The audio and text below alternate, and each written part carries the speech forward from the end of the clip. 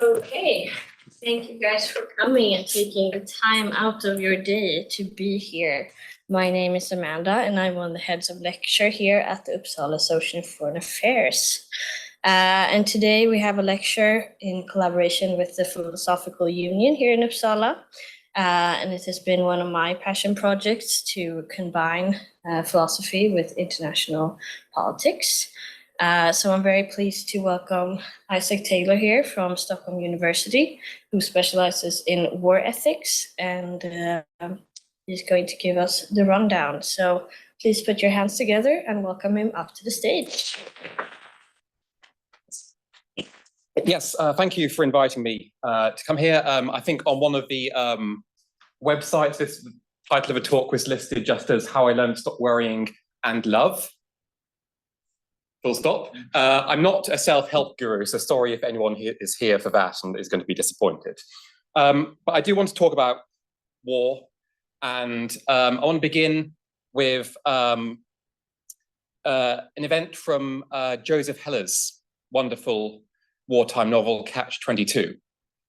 In this, the protagonist, Yossarian, a US Army captain, is trying to work out who the enemy is. And he comes up with the following definition. The enemy, he says, is anybody who's going to get you killed. On the basis of this definition, Yossarian concludes that most of his own commanding officers should be designated as enemy combatants, not just the people he's shooting at. So I think this idea that Yossarian is challenging, the idea that our interests in times of war are always divided neatly along national lines, is one of the very most pervasive and pernicious illusions that we hold about modern warfare. Nonetheless, it's not the only illusion we find in war. And when it comes to thinking about the ethics of war, I think there are a number of different illusions going on. A number of widely held views about war in wider society, which don't stand up to philosophical scrutiny. Nonetheless, as we'll see, certain philosophers think that these illusions should be maintained in some sort of way. And it's sort of this that I want to consider today. And in particular, I want to consider the question of what combatants, what ordinary soldiers, what ordinary members of the armed forces should do in light of this finding. But to begin with an account of what illusions we find when discussing the ethics of war.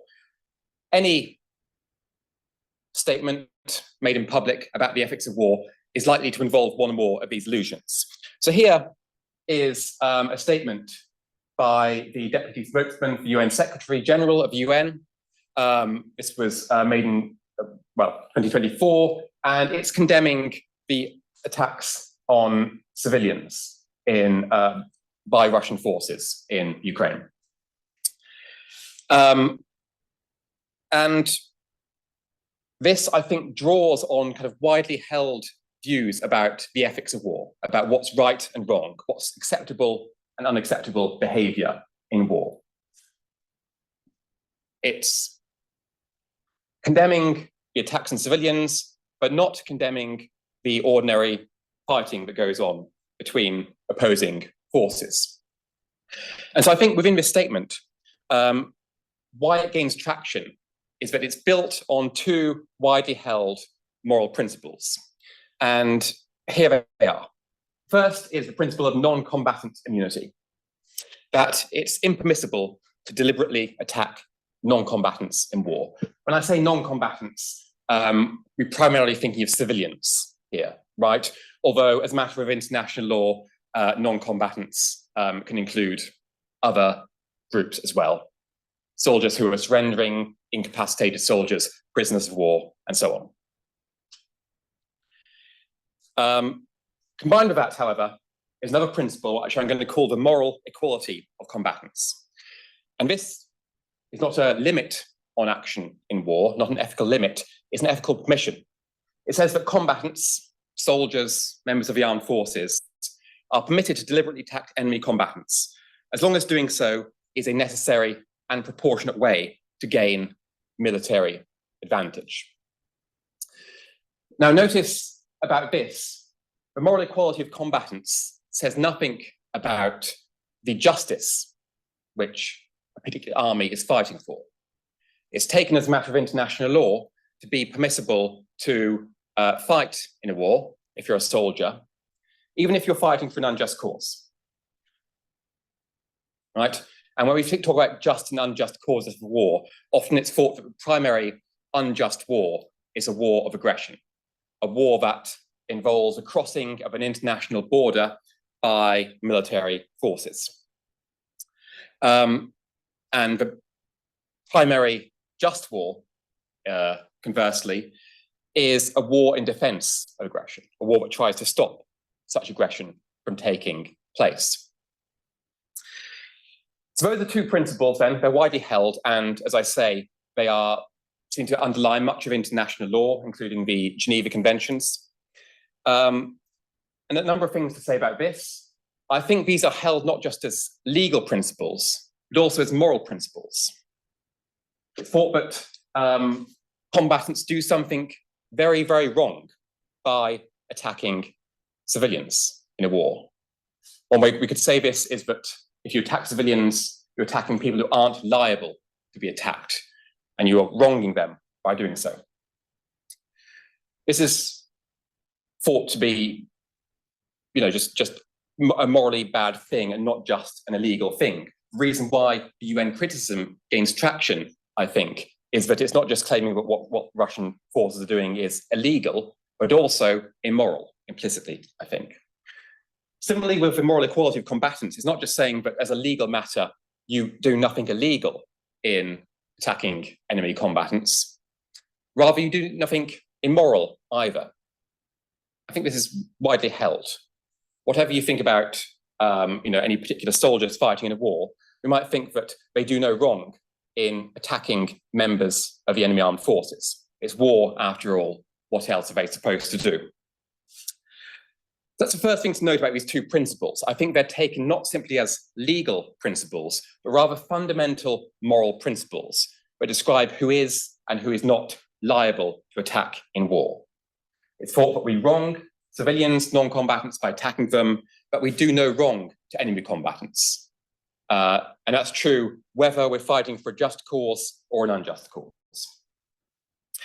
The second thing to note about these principles, however, is that if they're understood as these sort of fundamental moral principles, they seem straightforwardly to be false. To see this, we might consider the ordinary ethics of self-defense. And when we think about self-defense, it's often thought that we're permitted to use violence to defend ourselves against muggers on the street and so on. But when it comes to self-defense, whether you're permitted or not permitted, morally speaking, to attack someone depends on why you're doing so. You are permitted to defend yourself against an attack, but you are not permitted to attack someone to steal their money or something like that. So it seems like there's a tension between how we think about the ethics of war and how we think about the ordinary ethics of using violence. In the ethics of war, it's thought you're permitted to use violence, at least against combatants, irrespective of the justice of the cause you're fighting for. Whereas in ordinary self-defense, it's thought that you're only permitted to use force, to use violence, if what you're doing is just, if what you're doing is morally permissible with using that force. If the goal you're fighting for is morally permissible, such as defending yourself. To see this, consider the following example, which I think comes up quite a lot in the ethics of war literature. So a large armed gang robbing a bank at night, and the police arrive on the scene to arrest the robbers, and a gunfight breaks out. During the gunfight, the police officers and robbers pose lethal threats to each other. So what do we make about this? Well, I think our ordinary moral intuitions say that the police act permissibly in opening fire. They are, after all, trying to do something morally good by doing so, prevent the robbery and themselves. But do the robbers act morally permissibly by trying then to defend themselves against the police with lethal force. No, of course not. But then we see that actually there's a big tension with how we think about the ethics of war. If we were to kind of take the sort of principle that's being drawn out of this and apply it to war, we'd say that only soldiers who fight for a just cause, you might think that's the Ukrainian soldiers, are permitted to target enemy combatants. The Russian soldiers, if you think they're launching a war of aggression, are not permitted to fight in this case. And to kind of make this a bit more explicit, we can consider Geoff McMahon, a big figure in this literature, Oxford philosopher, and his account of what makes someone liable to be harmed defensively. And according to McMahon, a person is, I say, potentially liable because we need to consider, well, is the harm proportionate and so on, but they're potentially liable to defensive harm if harming them will prevent an unjust threat they are responsible for. This explains why we think that the police are permitted to open fire, but the bank robbers are not. One other thing to note about McMahon's account of liability here is that you don't need to kind of be the one actually directly causing the unjust threat. You could just be morally responsible for it in a more indirect way. So consider this other example, which McMahon considers. So this small town sheriff deceives, coerces, pressures a local young farmhand into trying to kill the local mayor. Now, the mayor can see what's happening and think and correctly reasons, well, if I kill the sheriff who is standing some way off, I can prevent this threat.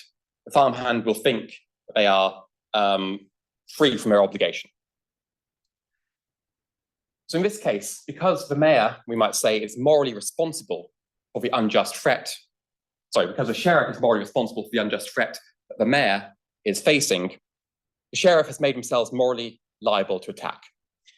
If the only way in which the mayor can avoid this threat is by killing the sheriff, well, they're permitted to do so. They do no wrong to the mayor. Now, we can see how kind of this account of liability to defensive harm, which many people find quite intuitively plausible, we can see how this might lead us to significantly revise our views about the ethics of fighting in a war. I think there's two key takeaway points here. First of all, McMahon's account implies, first of all, that soldiers fighting in just wars are not liable to defensive harm. They are, after all, not morally responsible for an unjust threat. What that means is that unjust combatants, we might say, combatants who fight for an unjust war, those involved in an aggressive act, for example, the crossing of a border, have no legitimate targets. If they continue to fight in such a war, they do wrong. They wrong those who they're killing. So this challenges the moral equality of combatants. Just and unjust combatants are, according to this view, not moral equals in that sense. Second, McMahon's account somewhat strikingly implies that some civilians are liable to harm in a war. After all, civilians perhaps are morally responsible for certain unjust wars. They support those wars, they vote for them, maybe they fail to protest them sufficiently. And this might suggest that we do no wrong to civilians by attacking them, if doing so is a way we can win the war easily. Quite striking. We normally consider such acts of terrorism, but McMahon's account suggests that this is, at a morally fundamental level, permissible. So what should we do about the laws of war, which, as we've seen, seem to go against this idea? Should we change them so they're more in line with this account of liability? Well, McMahon thinks not, actually. And he thinks that we have pragmatic reasons for maintaining the status quo. First of all, he says that, well, although many soldiers fight for an unjust cause, they will falsely believe that they fight for a just cause. And consequently, any legal barriers we try to put on them will be ineffective. And second, we might also say that, many of these people will at least pretend that they think they're fighting for a just cause. And so they will be able to kind of take advantage of the permissions we give to just combatants. Finally, McMahon suggests that if we try to kind of outlaw fighting in an unjust war, well, this is going to lead to various counterproductive events. For example, if we decide that a certain army is fighting in an unjust war, and it's clear that we are going to use a reformed international law to punish them, well, they might think that there's no incentive now to continue abiding by other moral constraints. And they might think, well, we were going to abide by non-combatant immunity there, but if we're being punished anyway, well, now there's no incentive to only target combatants here. So McMahon thinks that although the laws of war, as they currently stand, don't match up with these sort of fundamental moral principles relating to the liability of different groups within a war, he nonetheless thinks we shouldn't change these laws too much. But there's good conventional reasons for maintaining them at the level of law, at least. So he thinks these are kind of, we often think that these principles like moral equality of combatants and non-combatant immunity are kind of fundamental moral principles. He thinks they're useful conventions instead. And so we should hold on to them. So that's sort of background about the ethics of participating in war then. But the question that now comes up, and which I want to kind of continue the rest of the talk, is what should combatants do in light of this? We want an account of what I'm going to call combatant morality. Should they continue to be guided by the existing laws of war, even though they don't seem to match up perfectly with fundamental moral principles, or should they fall back on these kind of more fundamental moral principles instead? Well, McMahon's view is that they should be guided by morality and not the law in this case. And he gives us sort of, when the two sort of come into conflict, he thinks that they should kind of go with morality rather than the law. Now, he gives an example somewhere about one situation in which this might occur. And this is, I think, quite a shocking example, actually. And it is, I should say, couched in lots of qualifications that I don't have time to fully explain here.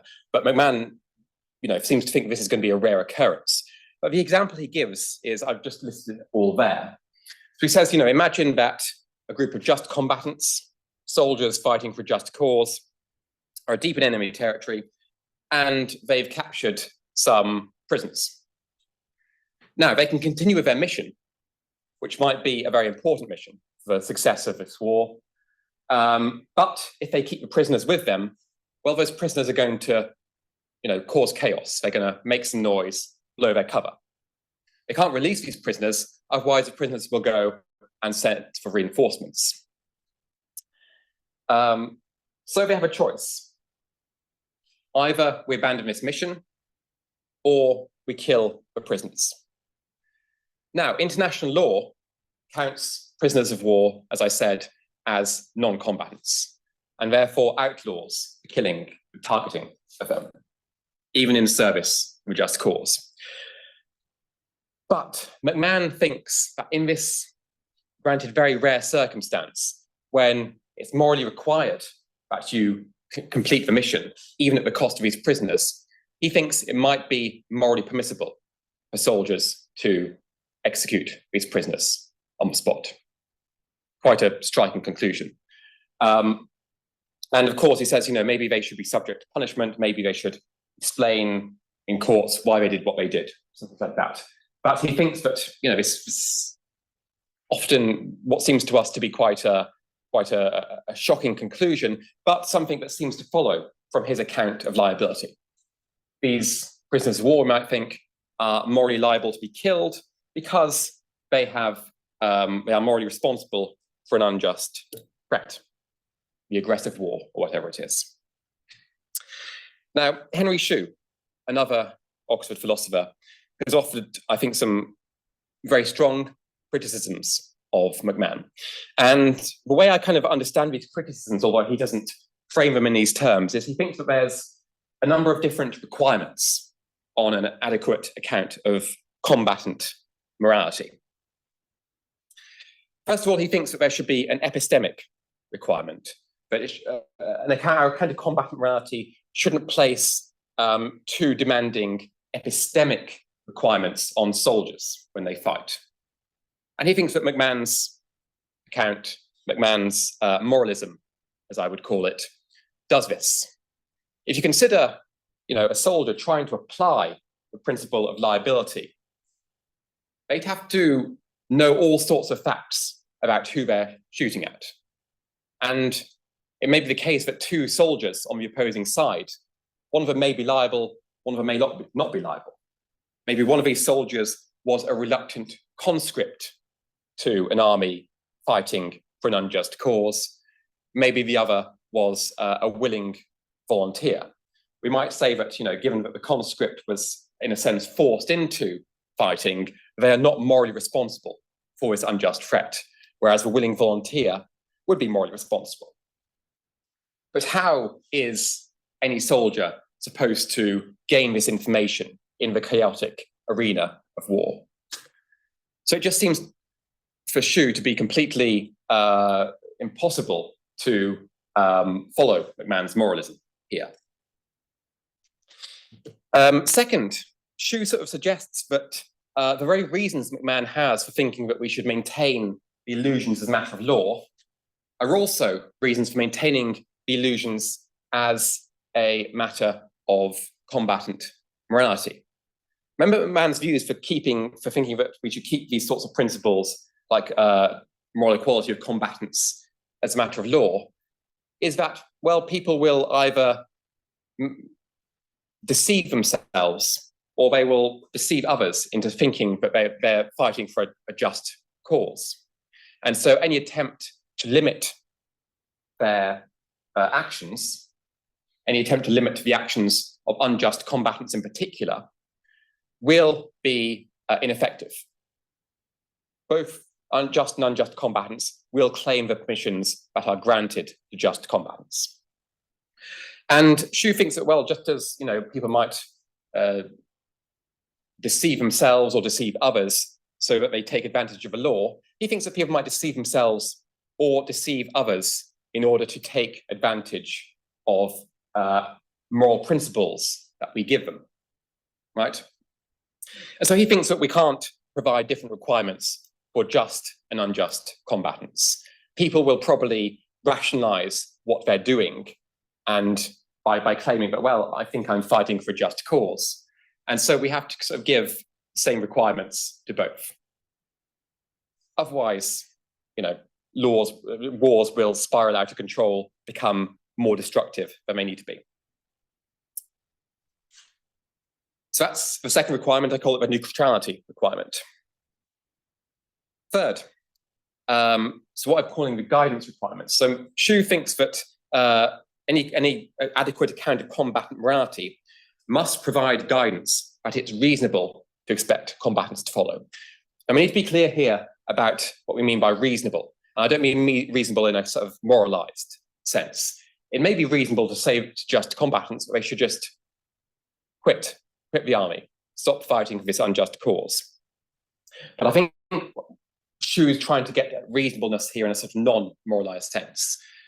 The idea behind this requirement, I think, is that what Shue thinks we need to do when we're developing our account of combatant morality is to provide guidance that we think that unjust combatants will actually follow. What McMahon's account of combatant morality does is it just says to unjust combatants, don't do what you're currently doing. You shouldn't be in that situation. don't be in that situation. But this is going to be, again, very unlikely at constraining unjust combatants' actions. So Xu thinks that if we want to kind of constrain actions in a morally acceptable way, we need to do something else.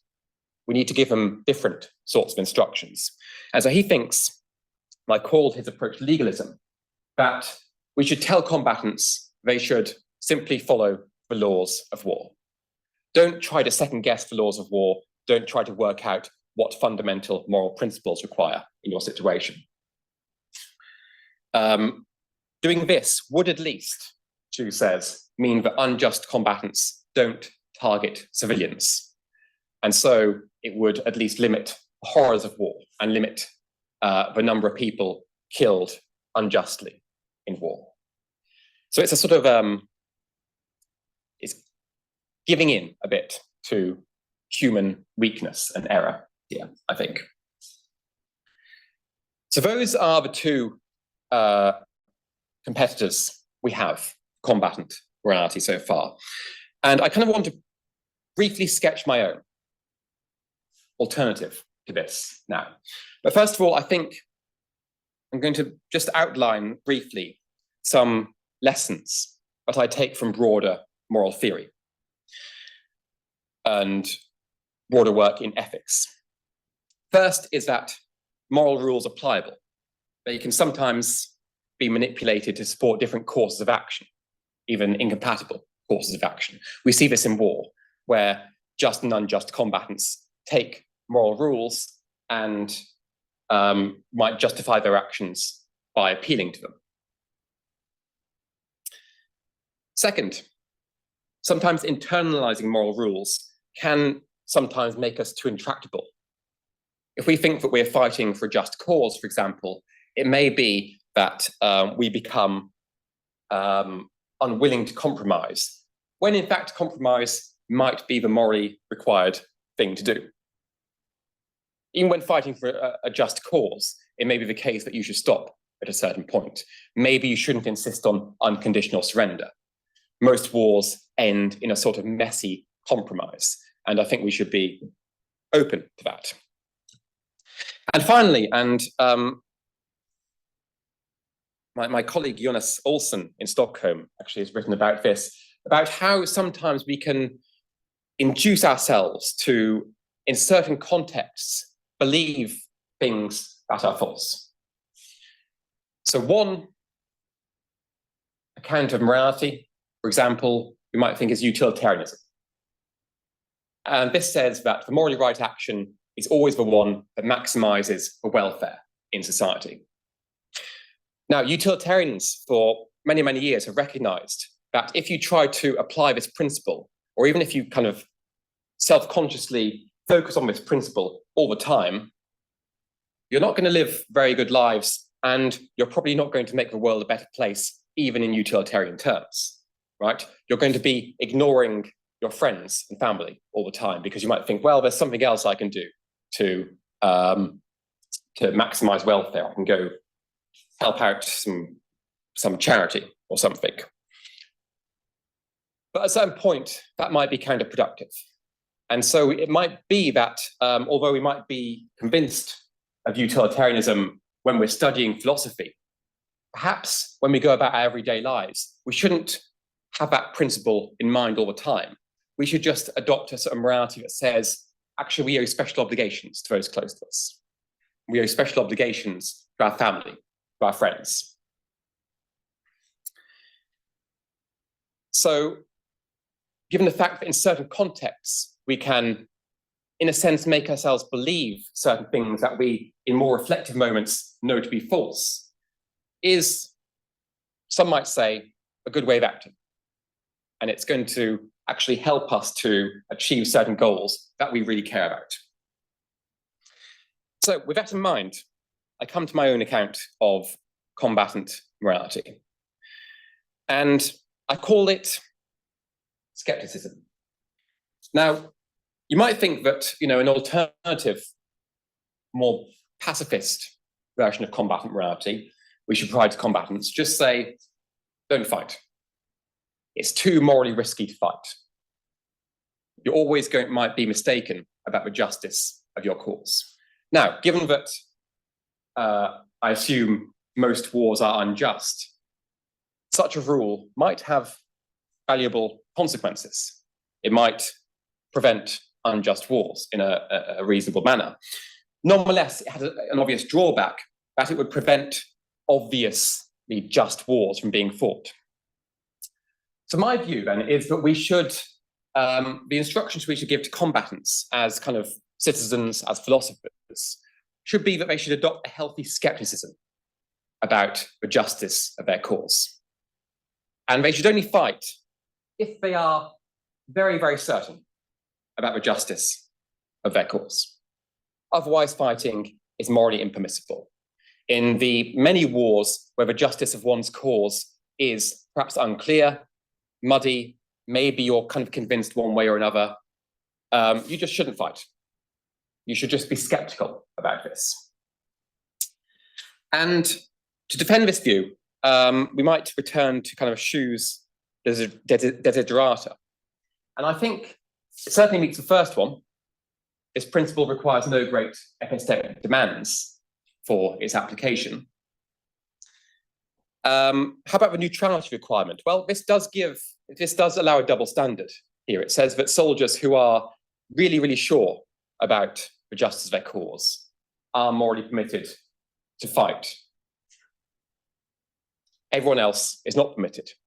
So it doesn't meet the neutrality requirement, but I think the dangers that motivate this requirement are probably going to be largest in cases where the justice of the cause is unclear, right? It's when we're very unsure one way or another about what we're doing is correct. Maybe we're believing the government propaganda too much.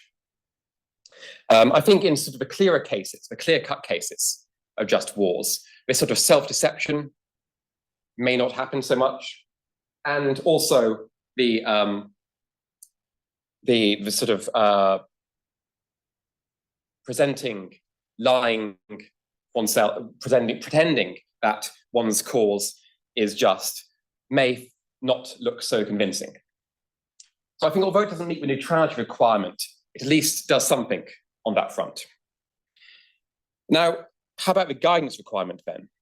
Well, obviously it can't provide a relevant sort of guidance to unjust combatants.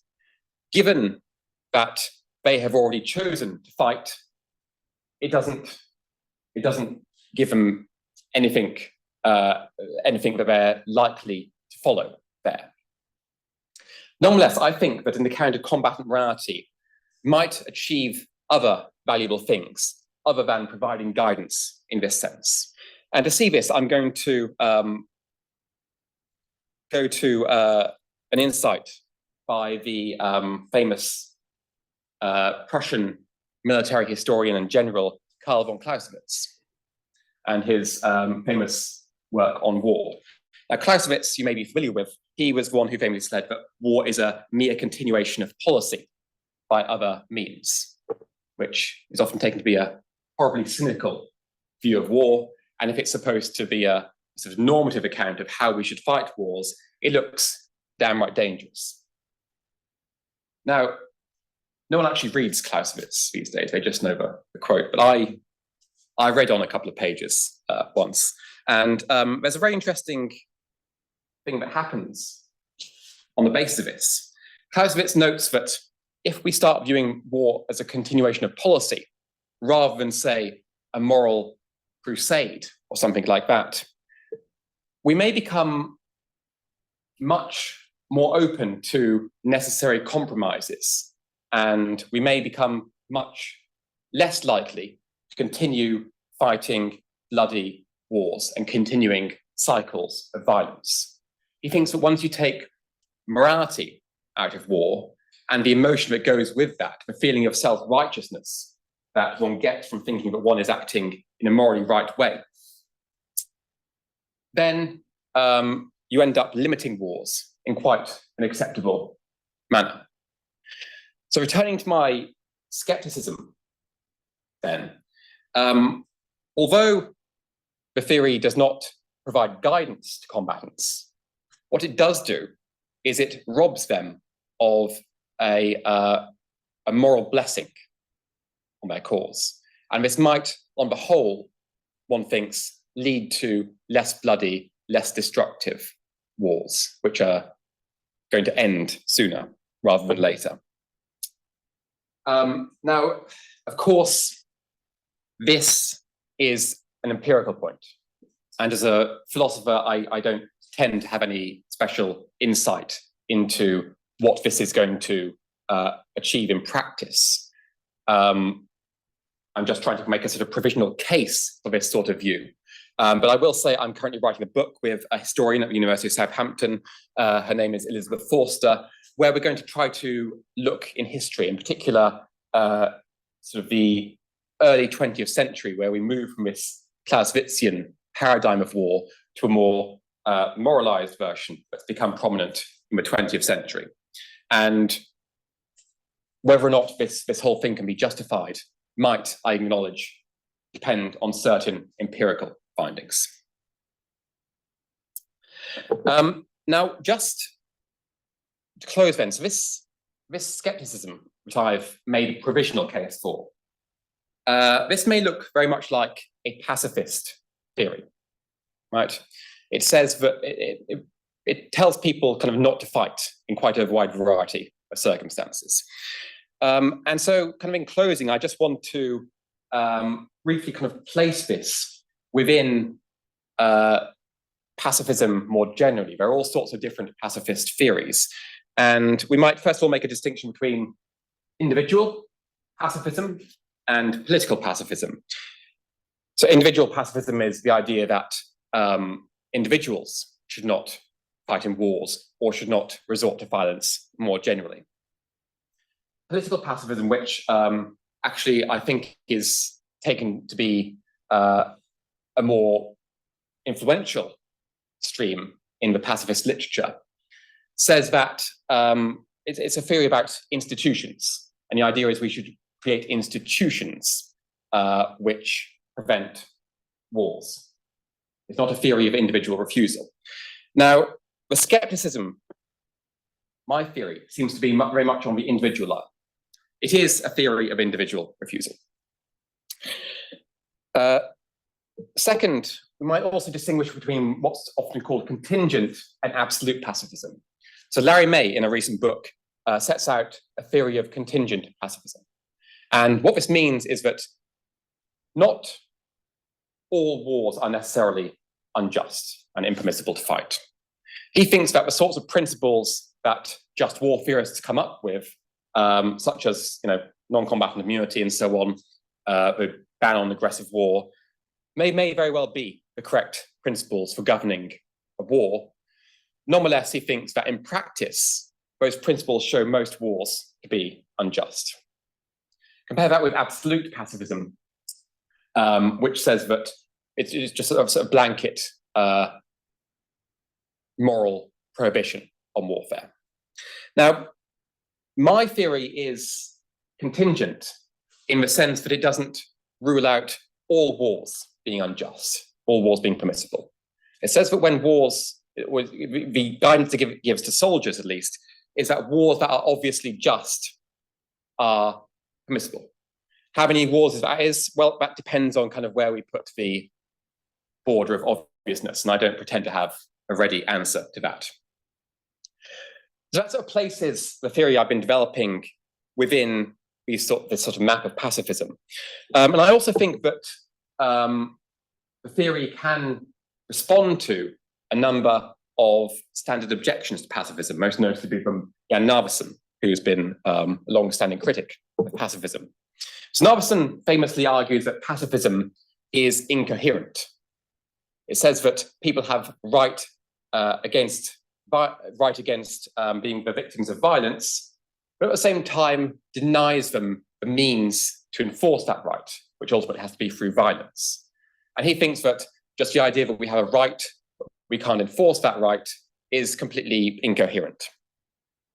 Now, my theory, remember, says that combatants should simply adopt the belief that wars they're fighting, except in a certain circumstances are unjust. So I don't see anything incoherent there. If these utilitarians, broader philosophers are correct, but we can and sometimes should adopt false beliefs in certain circumstances, well, this seems perfectly coherent to me. Second, and Narveson in a review of May's book suggests, well, how does contingent pacifism really differ from just war theory at all, other than in its empirical assessments? Is it really a separate theory? Well, my view, although I said it kind of is more in line with this contingent pacifism, it seems to have a stark break from just war theory. Just war theorists would standardly tell combatants to assess the justice or the legality of their war, depending on whether they go the McMahon route or the Shoe route. But mine clearly gives different instructions, my theory, my skepticism there. And it's worth noting, briefly, that I think actually there are precedents for this sort of theory in the history of pacifism, most certainly Gandhi's theory. I'm a bit low on time, so I won't go into this, but I think there's some recent interesting interpretations of Gandhi's view, and we can discuss those more in the Q&A if you like. Gandhi is often taken to be a sort of idealist about pacifism, right? But some scholars, most notably Kruna Mantenna at Yale, have suggested he's far more a realist than he's given credit for, and that he paid attention to the wider social effects of violence, and yes, the psychological effects of violence as well, that tend to spiral out of control. I think this is very much along the sorts of worries that I have in this. Now, I said I wanted to kind of set aside empirical questions because I'm a philosopher, but in closing, I just want to address one obvious worry, which is, well, how would this work in practice? How would nations be able to defend themselves with armies of skeptical soldiers all the time? This seems completely alien to how we do things. But it's not always been alien, I think. And I was reading recently George Orwell's Reflections, the British writer most famous for Animal Farm, 1984. Orwell fought in the Spanish Civil War on the side of the communists, and or at least a Trotskyist faction of the communists. And his account of this in Homage to Catalonia, which is a fantastic, super interesting book, he explains how kind of military discipline was maintained, not through orders, not through strict hierarchies, but actually through discussion, debate. He says that, orders were given, but they were given among equals. And as a quote here makes clear, obedience was maintained through political consciousness, as he puts it, through convincing the foot soldiers of the justice of the cause they were fighting for.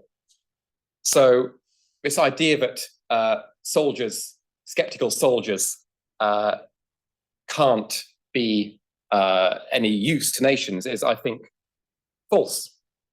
It's just, it would mean a very different way of doing things. Now, any history buffs among you will, of course, tell me at this point, well, didn't the communists lose the Civil War? Didn't Franco win? Didn't the fascist troops who were fighting for him fight more out of fear than any moral certainty in what they were doing? That's certainly Orwell's experience, at least. And yes, that's true. And so maybe this isn't the best model that I could bring up. Nonetheless, I don't think we should put down the failure of this communist faction to the organizational way they did things, rather than to broader geopolitical factors. And on that note, I think I will finish there. So thank you for listening.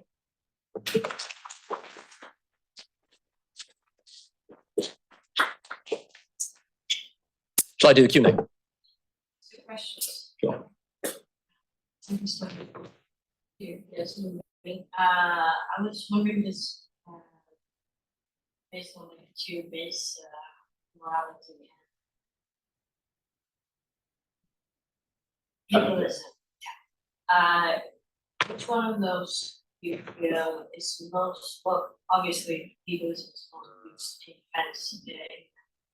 But do you think that the moralism theory is also useful there, or is it very rigid? Yeah, thank you. It's an interesting question, and I think I do need to address this because, of course, an obvious question is kind of when you get to kind of the threshold that my theory gets to, what do you do then? Do you follow the laws or do you follow morality? So I do need to take a stand on this. You're asking about what's most useful in a court here. I think in general, courts, well, this is a broader debate. I think in general, courts should stick to the law. But in the case of war, this hasn't always happened, actually. And you think about following World War II, the Nuremberg trials, the Tokyo trials, they were kind of going beyond the law and drawing on kind of broader moral principles here, which was one reason they were kind of criticized, right? Because they weren't just sticking to the law, they're falling back on moral principles. So I think both can be used in a court and have been used in a court. My own view is that courts should stick to the law, I think. Nonetheless, this sort of moralism theory, although I think it's a fairly useless view of combatant morality, if that's understood to be what combatants should do, I think it does, it is perhaps useful to consider in broader questions about the justice of our wars. And interestingly, I think much of this morality, these moral principles, fundamental moral principles, have been appearing in certain military documents in instructing soldiers how they should fight, not as a legal matter, but as a kind of strategic matter. So I think, thinking about the laws of war, thinking about fundamental moral principles of war, both have a place when we think about war. Just for the purposes of combatant morality in particular, I have worries about both. Yeah. So I have a question regarding, so your theory is based mostly on like moral imperative of the combatant. Is there maybe like a theory that takes into account a categorical imperative where, for example, you can have a universal law that throughout the whole war or the whole scenario, like for example, the prisoners, you try to minimize life instead of, because that can be used both as a moral law and as a legal law. Yeah, I don't know if my question. So you were kind of thinking of a more sort of Kantian approach, yes, I think, which would, yeah, so, okay, so I think, yeah, so Immanuel Kant, sort of deontological thinker, would always say that you should never use people as means to others' ends, right? And so it often seems very strict here in this. According to Kant, you should never lie to someone, even to save someone's life, for example. And so it seems like any moral law based on that sort of idea would be very strict, and I think would be quite pacifistic as well. Now, most deontologists these days, I think, aren't as strict as Kant, and they think, well, okay, where certain people have certain rights to not be used as means to others' ends, but maybe there are kind of ways in which either they forfeit those rights by fighting in an unjust cause, or perhaps if numbers add up, we might think that just it's a lesser evil for some people to die rather than others to die, right? If there's, like a really important military target that we could bomb. It will bring this unjust war to an end very quickly. But there are some civilians in the area who are going to be injured, maimed, perhaps killed in the bombing. Should we do so? Well, certain deontologists would say, well, you know, if the cause is really important and if it's proportionate to the civilians, if the civilians aren't damaged, civilian infrastructure isn't too great, yes, you should do so. So I think that's, I mean, Jeff McMahon is a deontologist of sorts, I think, but a less extreme one than Kant. But it's an interesting thought, though. But yeah, we might, if you go sort of more Kantian route, that you get to pacifism through a different way, perhaps. I just want your theory that on like just cause or like trying to understand that. I've read about like the psychology of war, and it's very, since it's in such an intimate environment, people go to their instincts and make everything good and evil. So it's very hard to have like a practical approach, in my view. I agree, and you know, and if we think about kind of the existing laws of war, which say that, you know, you should only you know, cause harm to people if it's proportionate and necessary, and so on. Well, what is proportionate, right? How do we measure proportionality here? It requires us to compare two completely different things: military advantage on the one hand, and the number of deaths on the other, right? And I think you're right when we're thinking about you know, wars. When highly charged, often people are you know, riled up through emotion, through a sense of patriotism, through a sense of injustice, something like that. Then they are, I think, inclined to let that interfere with their moral calculations there. And this, I think, is something that is very much in line with my thoughts here, that we should try to, if we can, take moral talk out of the immediate zone of war and just speak in more clear terms of interests and things like that. Because on the whole, that might serve the goals of morality better. Thank you.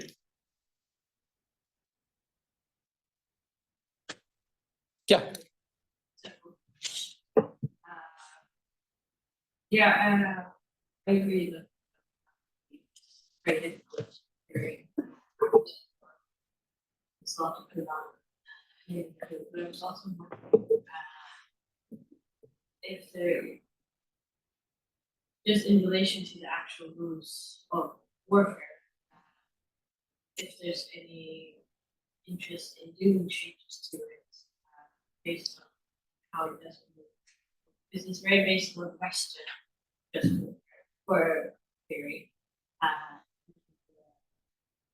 Since there is a lot of I'm wondering how, if there's any talks about like introducing theory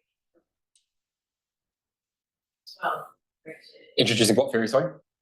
You have tradition. Okay. Is it correlates with just Western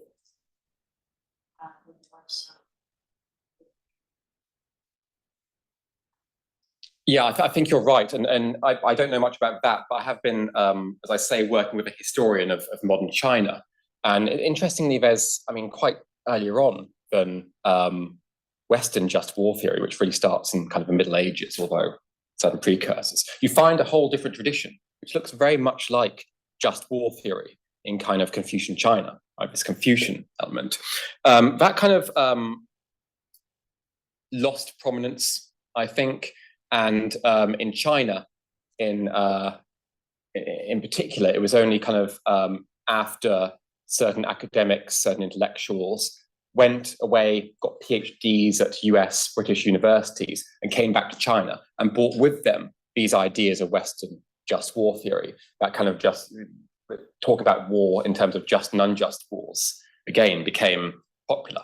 Before then, before these sort of 1920s in China, wars were talked about in unmoralized terms. There's many civil wars going on at the time, and they were just thought to be kind of messy without one side having justice on their side or another. Nonetheless, I do think there is kind of, as I say, broad consensus is my view about the laws of war. I think something similar is true of kind of human rights law, but everyone kind of agrees on it. It's just you shouldn't ask them why they agree with it because they probably come from very different reasons. I think something is probably similarly true of the laws of war. But there's quite a broad consensus about this. Of course, people disagree about the application of these laws of war. You know, what is disproportionate? Is that really targeting civilian? Something like that.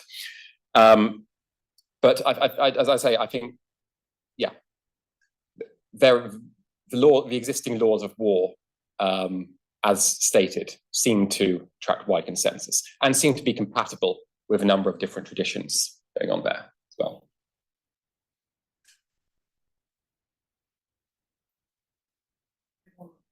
Sure. One that over his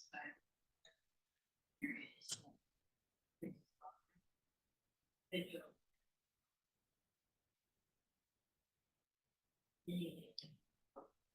And I also agree with AI and warfare. Very interesting to think about how this is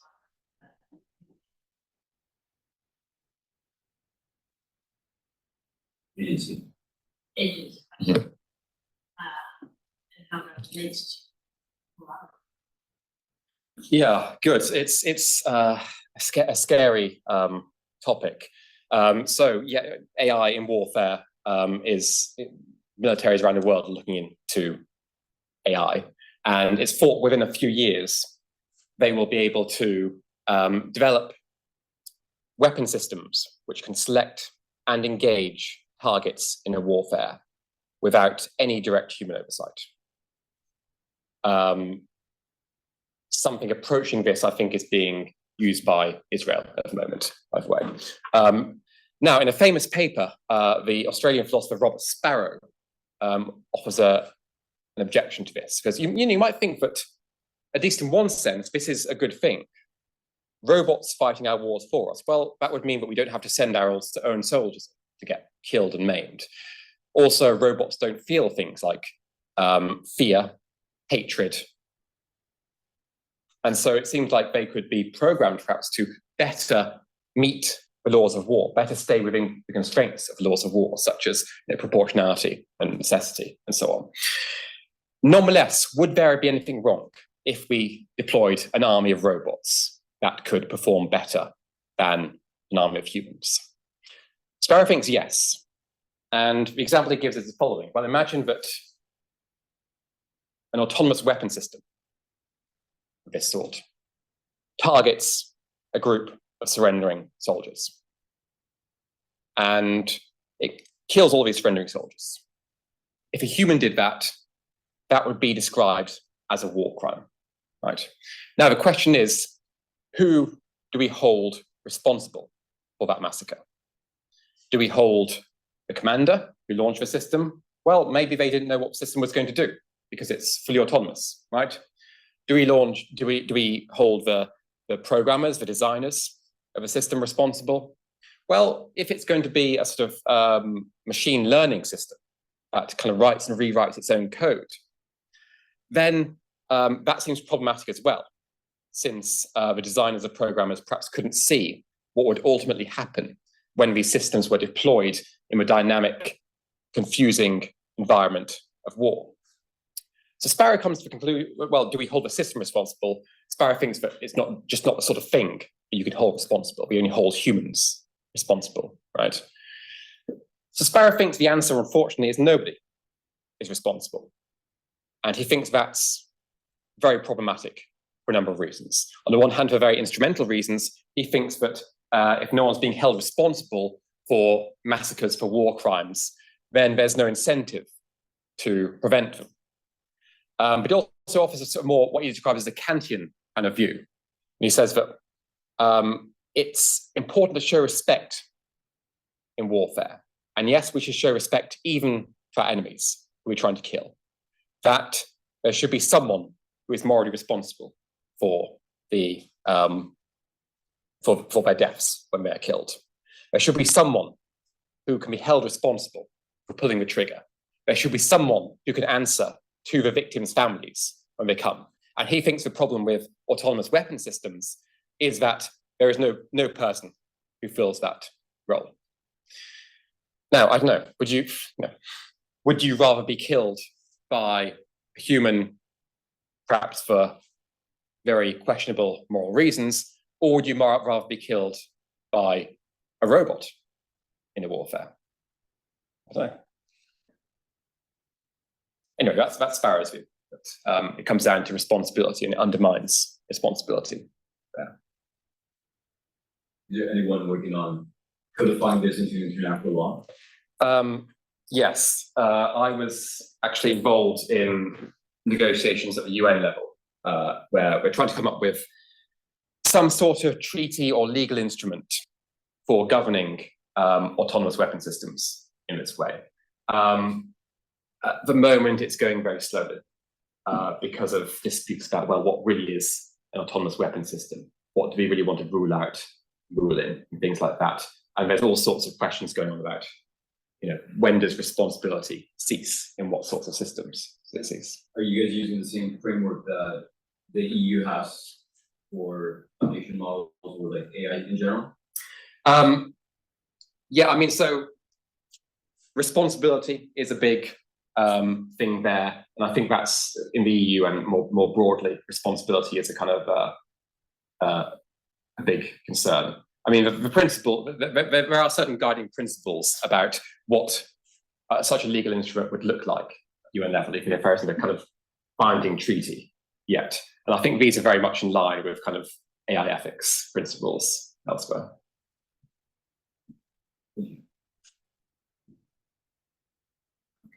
I'd like to thank you so much for the very interesting talk. And to thank you, we have a few gifts for you. So we have some flowers. Wonderful, thank you. And then we have a UF mug and one of our magazines. Thank you. Thank you so much. Thank you.